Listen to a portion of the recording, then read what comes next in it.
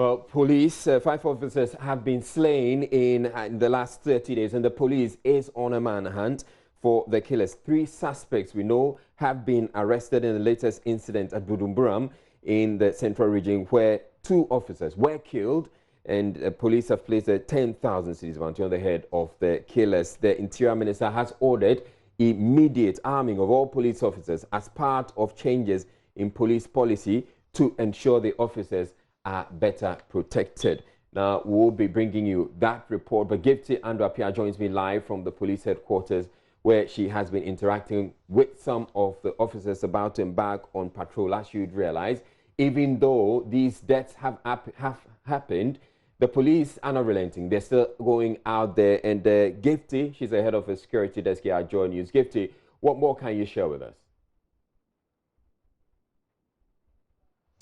Well, Israel, I'm sure that you can see right now, you can see officers who are preparing to go on night patrol duties. It definitely looks... So you can hear it for yourself, Israel. The men proving that they are still ready for duties. I'll be talking to some of them, Israel, when you come to me. If you want me to talk to them right now, we can go ahead. Is that okay? And speak with them. Let's go ahead and speak with them, Gifty. Okay. Great. Gentlemen, once again... All right, so we're here and the police officers are, of course, engaging the officers who will be going out. I have here different groups of the police departments, I think. This is the rovers. I'm going to talk to them, and if you see them with their helmets, it presupposes what they do. They are those who are usually on the motorbike. So one of them will be talking to us. Yes, sir. Please tell us your name.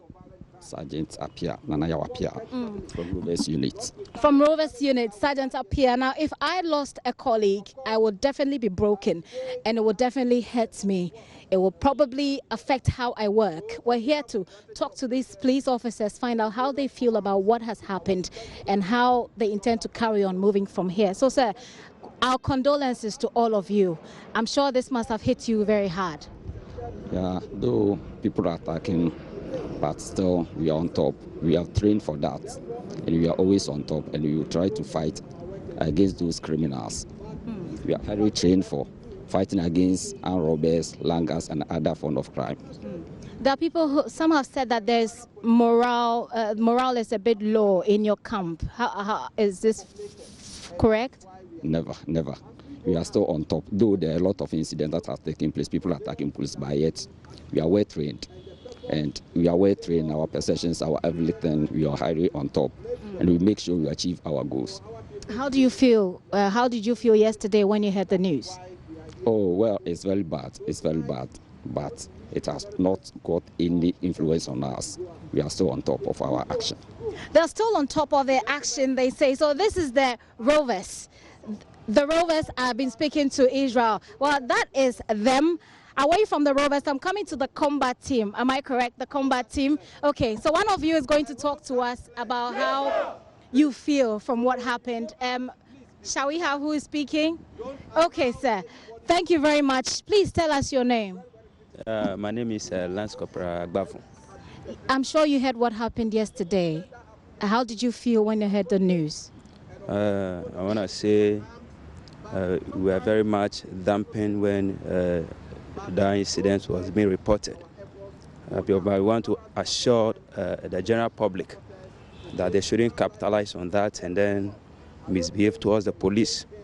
We want to tell them to wait for us. We are strong, we are not weak. We are prepared to combat crime. And as they have begun, they should wait for the consequences. Because as we are going out there, we are much prepared. We have all the logistics to fight crime, to bring crime to square zero. So we are much prepared. Thank you. Israel, I mean, I'm speaking to this police officer, and I don't know if you can tell, but I can tell the grief in his eyes. Like I said, if I lost a colleague, it will break me, and I feel very moved right now. But one thing that if this incident is doing is that it's boosting their morale to fight crime, because it is these criminals that have done this to their men, and so their morale is boosted to fight crime. So they say they are ready. This afternoon, the Interior Minister announced that even persons who go on traffic duties are going to be armed, and they're going to give them bulletproof. Did you hear that? If you haven't, how does that make you feel? Okay, if IG and the Interior Minister said they are going to arm those on traffic duties with bulletproof and others, I think that is nice. And what I want to say is we want to thank the IG and then the Interior Minister for that. And then the police service, when you touch one person, you have touched all of us. And as this incident is being reported, they have touched the whole Ghana Police Service. And we are going to make sure crime is being brought to square zero. We are going to fight criminals. We are not going to show any sign of timidness, but we are bold, and we are going to fight crime. Thank you very much. Okay. He said we're going to fight crime. And he says if you touch one police officer, you have touched the entire police team. And so they are on high alert, and they're going to be fighting against crime. I've got the CID team here, and I'm going to talk to one of them. The CID team. Sir, tell us your name. Lance Corporal BC Bismarck. Let me just find out, first of all, yesterday you heard that 2 of your colleagues were killed. This evening you're getting ready to go out to work. Essentially, you're going to have to protect the people. Some of them may be those who try to kill your colleague. Are you ready to work tonight? Oh, actually, yes. Our morale is very high, and also we are on top of issues. What I'm trying to mean is that what has happened yesterday is not something that can demoralize us one way or the other. We, the CID team, is there to perform covert operation to support the Operation Come Alive. When I talk about covert operation, we hide and strike. Do get me? We hide and strike. So our morale is very high. What has happened also is one of occupational hazard that's due to personnel. So we are in the spirit and in person with the bereaved family. And as this night, after we are also very firm and tough on the ground to go and perform the duty. Well, I spoke to one of your colleagues there. I could see the grief in his eyes, and I could feel him say it. But he still says, look, this has happened, it has hit us hard, but it's even gingered us on to fight crime, criminals who have killed our colleagues. Is that the same feeling that you have? Very sure. We have also the same feeling that what has happened will not demoralize us one way or the other. But us in the spirit, we are down, but we are not down in person outside. So we are very firm and strong to go and fight the violence crime every now and then. For those who are criminally minded, like those who killed your colleagues, if you want to give them a message, what message will that be?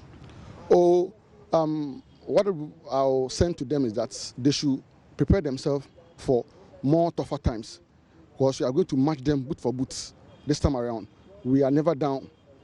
It's one of those things. So another thing I'll say again is that we are also pleading to the general public that they should try and give us information about the whereabouts of these violent criminals. When they give us they give us information about them, we are also working around all angles, make sure bring them to book.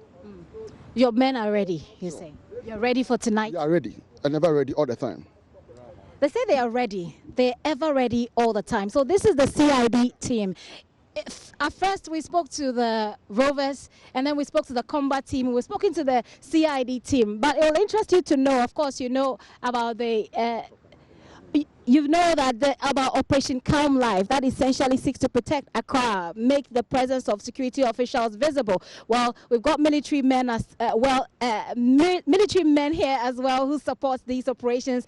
Well, we're not going to get any of them to talk to us, but I believe that you are ready. And I don't know if you say Ahoya too, do you?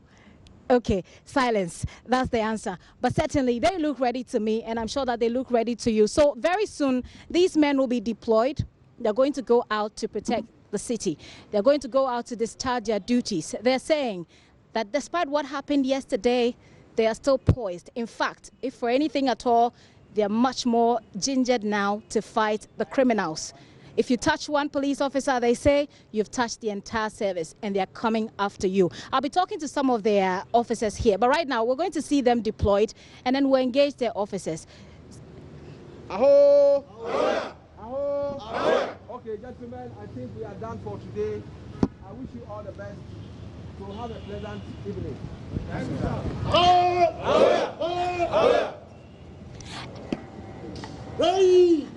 And this is what happens here every evening. Every evening, these men put themselves together to put their lives on the line for the citizenry. This afternoon, we've heard some great news from the Interior Minister that says that all of these people who go out, including those who go on traffic duties, will be armed. They will also have protection that will ensure that what happened yesterday does not repeat itself, and hopefully that certainly will be the story. Right now, they're getting ready to go out.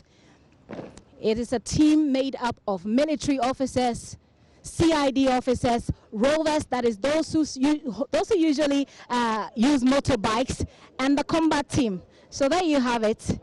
Now everybody is dispersed, and they're just going to have to join their other teams and get out into the city to protect the city.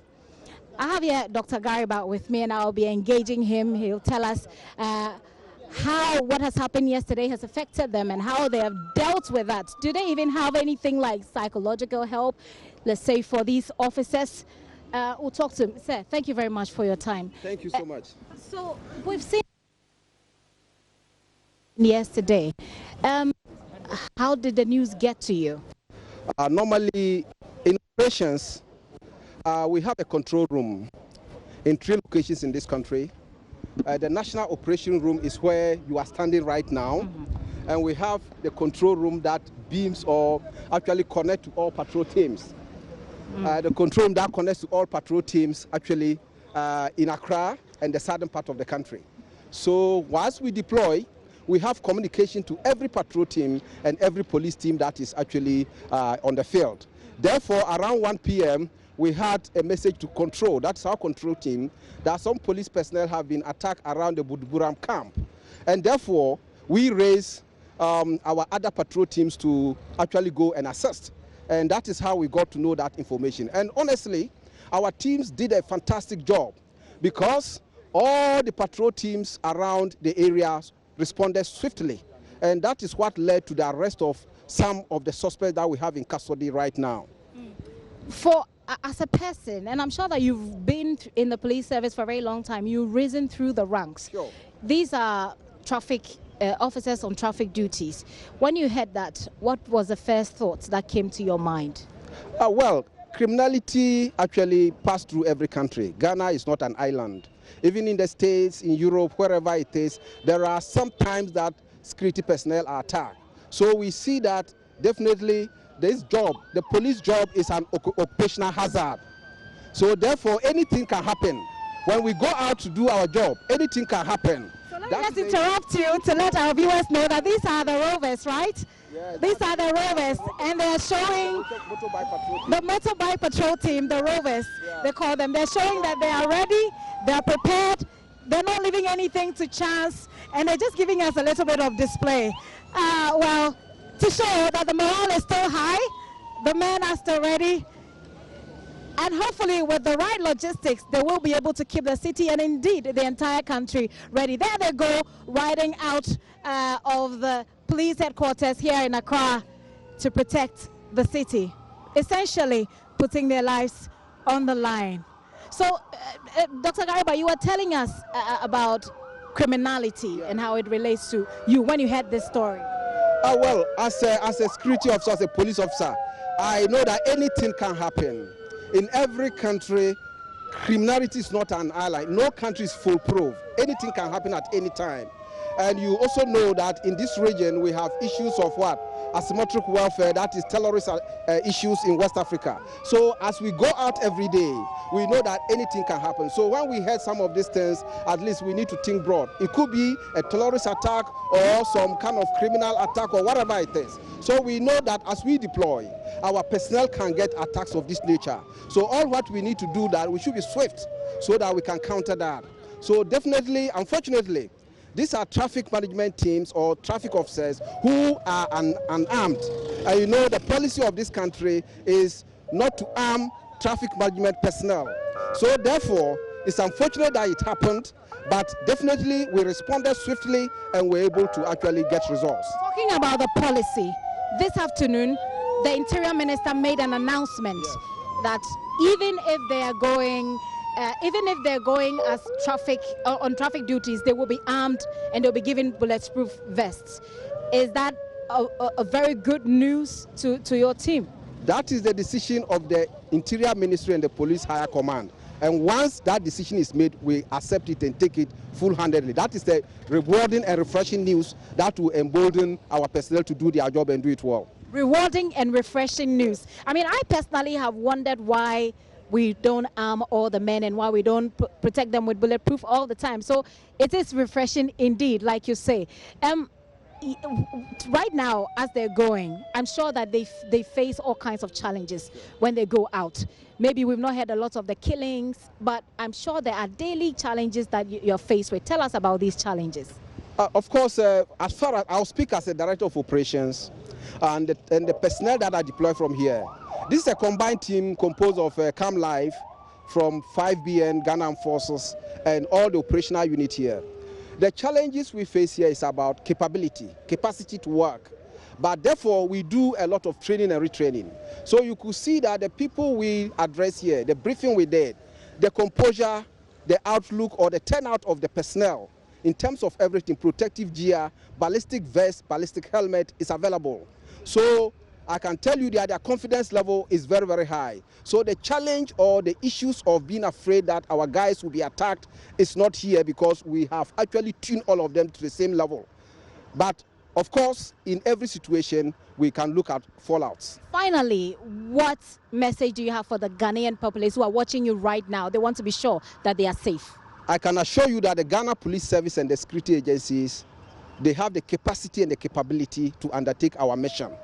And you know, our mission is clear: to protect life and property, also maintain law and order, and of course, ensure that there is what? Public safety in the communities. So I can assure you that we have the capacity and capability to do that. But I want to sound a warning that as far as speaking as a director of operations, we have actually the capacity to counter any threat or attack on the police. So if anybody or any criminal or their corroborators dare to attack the police, we are going to counter it with proportionate force. Countering it with proportionate force, and I'm seeing a mixture of emotions. There's a lot of anger, you know, at the criminals and at criminally minded people, and they're saying that they're going to go all out for them. You've seen how they go through their daily routines, go out to protect you and I. Well, right now the police says that they are on a manhunt for that one gentleman who is the prime suspect in this case, and they're hoping that you, the viewer, you at home, will see something and say something. They're hoping that you will call their lines, that they're hoping you will provide information that will help them capture this gentleman. My name is Gifty Andopia, and I'm coming to you live from the police headquarters, where we just joined the police Operation Calm Live team going on deployment tonight. Back to you, Israel. All right, thank you very much. That was Gifty Andopia, and for those who may just be joining us, the news that we have is that 5 officers have been slain in the last 30 days, and the police is on a manhunt for the killers.